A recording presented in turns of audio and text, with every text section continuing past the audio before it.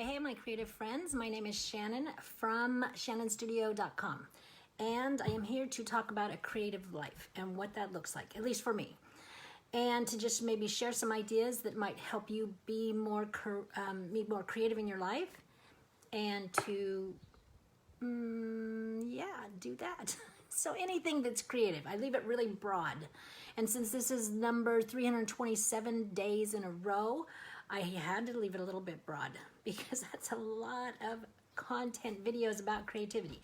So there's tips that you can look through from 327 days previous.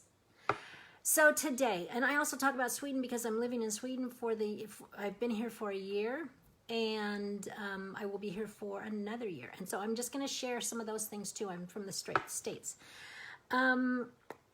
This morning, I haven't been bike riding since school's been out, and so I mentioned I hadn't been bike riding. I went day before yesterday or something. So I decided I was going to try to go bike riding in the morning before Joseph got up, before Alan went to work. Hey, Rose. Hey, Trisha. And so this morning I got up at 5:15 to go riding this morning, which it was totally light, like middle of the day, kind of light. And, but mornings are just not my day. So I'm hoping that I'm hoping the bike riding will stick at this time of day. We'll see. But that's my bike riding story. And then we went later on to the store. And this is the first time I've had to there's lots of hills around here, and some of the hills are really steep, and all the hills I've gone up, I've been able to go up, but I wasn't sure. I tried this one hill today because I had Joseph in the trailer behind me, and so that's 70 pounds, even with a knee motor, that's a lot of extra. So, and that's the first time I had to get off the bike, I had him to get out of the trailer and push it the last, 15 feet up the hill. I just could not do it. I even stood up, and it was a hard one. So I tested it out, didn't make it, but that's okay. I'm okay with that. Kind of goes with, what we're going to talk about a little bit later here. And then I also, when we went out today, picked up this fika, and I think I've mentioned it before, that fika is a Swedish word, and it means, and trays are big. Trays are a big deal in Sweden. I didn't know, maybe I use trays, but I don't think a lot of people use trays. But it says, fika is a social institution in Sweden. It means having a break, most often a coffee break, with one's colleagues, friends, date, or family. The word fika can serve as both a verb and a noun. Swedes consider having a coffee an important part of the culture. You can fika at work by taking a coffee break, fika with someone like a coffee date, or just drink a cup of coffee. So that's their fika. I also got this little mug fika to go with the little fika tray. So I just wanted to remember, I've never really gone places to be a real souvenir buyer, but I figured there are going to be some things that I buy because I just want to remember and have little things, and I'm real particular about just having just a clutter of color that doesn't make sense to me. So a lot of stuff I buy, when we went to Paris, I bought the little black and white cup in Paris, and the little Eiffel Towers, metal statue thing. So I try to just keep within a certain narrowed color scheme, so it helps me to just be able to have things that go together, that aren't the same but go together. And so that's something I do. So I really liked that tray. I saw that and I go, oh, that's perfect. It'll go with my other stuff, and I can build this little collection of some travel experiences. So let's see. Hey, boyfriend. It doesn't sound like it's going well up there, boyfriend. I can hear Joseph crying. Okay. We're going to talk about this. Is down. I have 12 brothers and sisters. 12. And at least one of them, and I'm thinking several have gone, but Lex, one of my brothers, has gone diving. He lives in San Diego, has gone diving off the coast to catch lobsters, and he does this at night.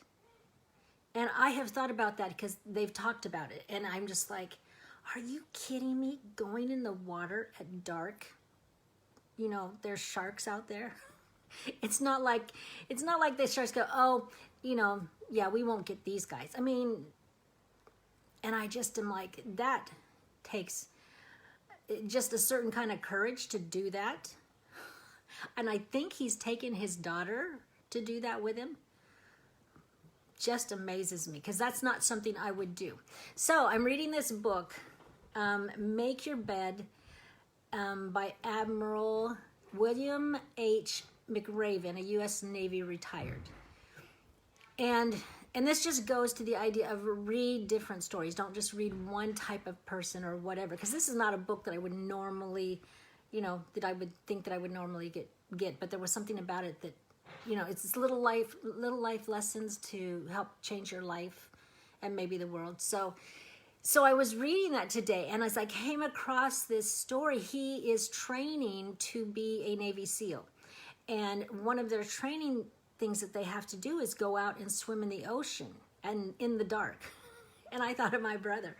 And I thought, you know, that, like I said, takes a certain amount of courage. So they know when they go out that there's a threat of sharks. And you can't let fear grip you when you're in that situation. So in the Navy SEAL, they prep them and tell them there's all kinds of sharks, leopard, hammerhead, thresher, but the most feared was the great white. But the sharks will circle their prey to see if they're struggling. They will probe them to see if they're weak. They'll do certain things in order to just test their victim, their prey. And so it just immediately made me think of my brother. But he goes on to say, Admiral William McRaven says that he is likening these sharks to people, to bullies. And he says 24 hours after Saddam Hussein was captured, I guess he was in charge of something, but he was there, and he brought in the new Iraqi government to see Saddam.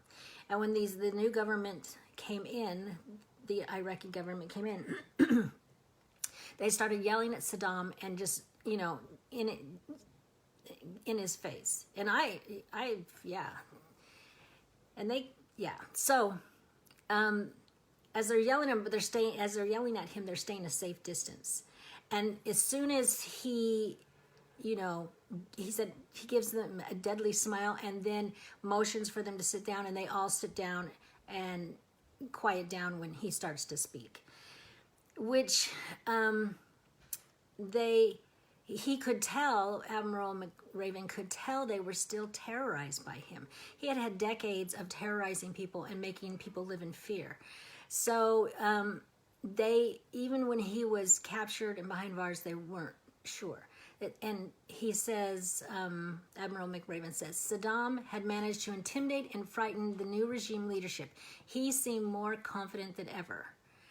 And that's so interesting that you would feel that confidence. I mean, it was only 24 hours after, so he didn't know what he was quite in for. But so McRaven continued to visit Saddam every day and to basically let him know that his reign of terror is over.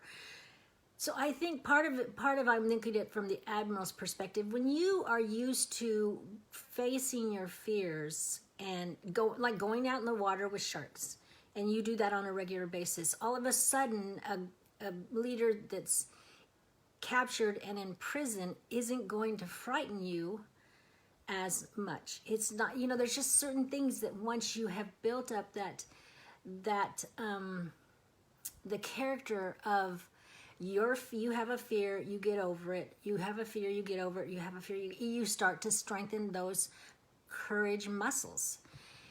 And he basically says bullies are all the same, whether it's on the schoolyard, the workplace, a world leader, the internet, social media, they're all the same. They use fear and intimidation.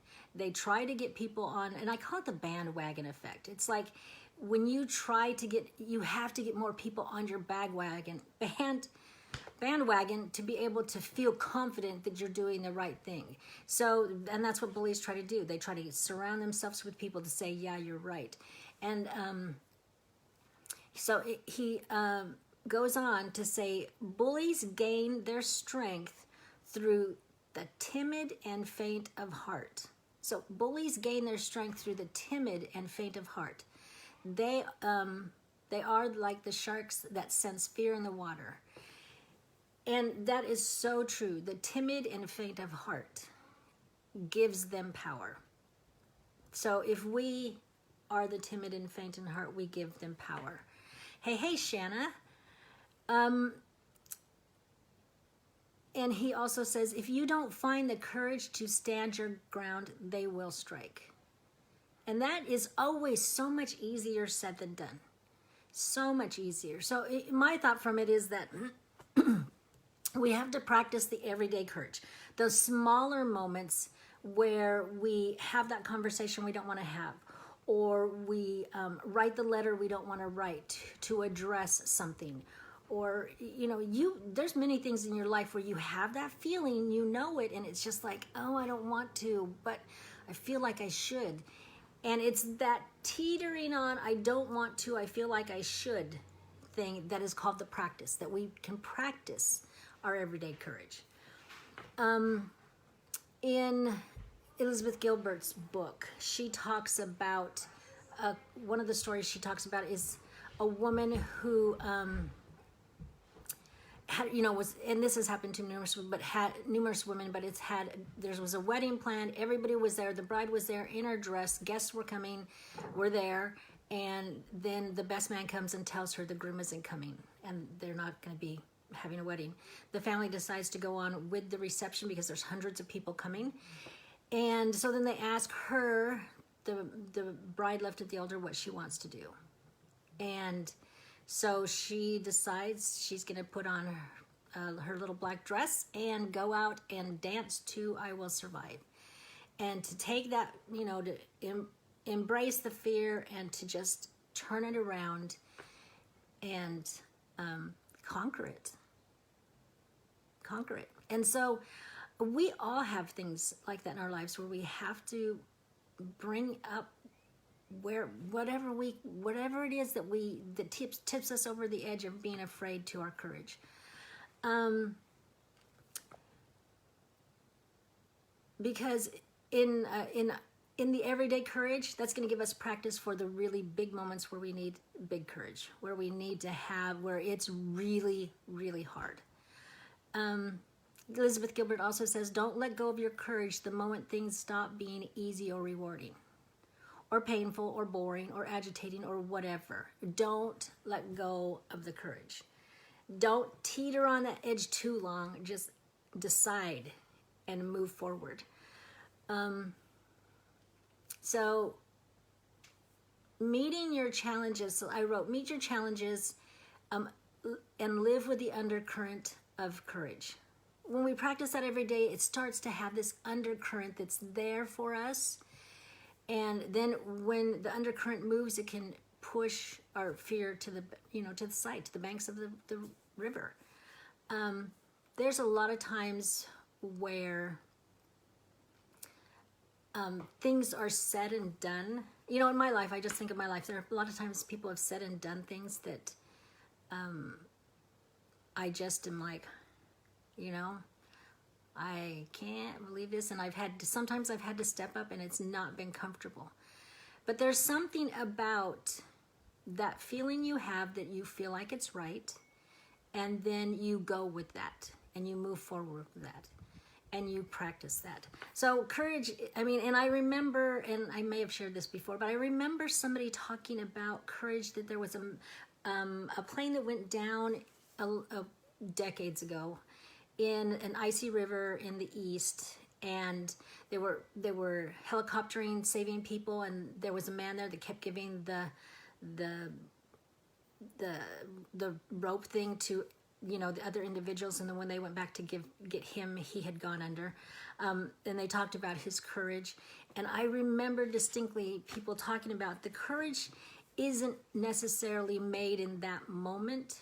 That's just where it's demonstrated strongly. The courage was made previous to that, and that's where we see it just demonstrated in a larger way.